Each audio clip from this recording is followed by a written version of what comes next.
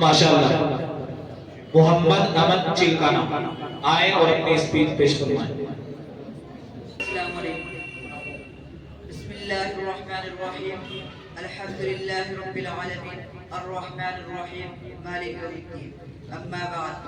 अतियंत दयावान एवं कृपाशील अल्लाह के नाम से, उस अल्लाह के नाम से जो सारी सृष्टि का अकेला रचयिता है, हम सबको पैदा करने वाला और पालने वाला है। प्रशंसा उसी के लिए है जो सर्वव्यापी, सर्वज्ञानी और सर्वशक्तिमान है, अत्यंत दयावान और कृपाशील है।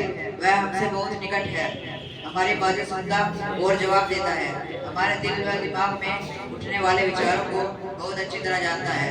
यहाँ तक कि हमारे इरादों, हमारी नीयतों और हमारे इंटेंशन को बहुत अच्छी तरह पहचानता है। अध्यक्ष महोदय, मेरा विश्वास है एक दिन हम सबको उसी मालिक के सामने खड़े होना है और अपने पूरे जीवन का, उसकी हर हर कृपा और आशीर्वाद का और हमारे एक एक कर्म का हिसाब देना है।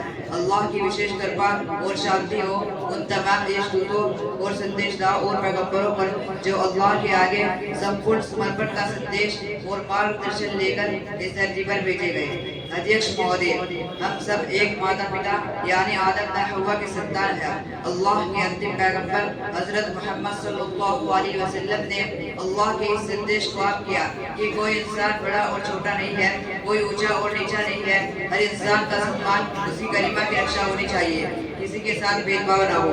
अध्यक्ष महोदय, इंसानों को बांटने वाला, उनको ऊंच नीच बनाने वाला धर्म कोई नहीं सकता। मैं इस्लाम धर्म पे विश्वास रखता हूँ और उसका यहाँ प्रतिनिधित्व कर रहा हूँ। इस्लाम का अर्थ है अल्लाह के आगे संपूर्ण समर्पण, इसका एक अर्थ शांति है।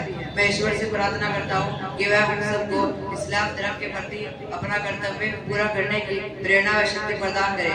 मैं इसी के साथ अल्लाह की बड़ाई व प्रशंसा करते हुए अपनी बात समाप्त करता हूँ। धन्यवाद। अस्सलाम वालेकुम।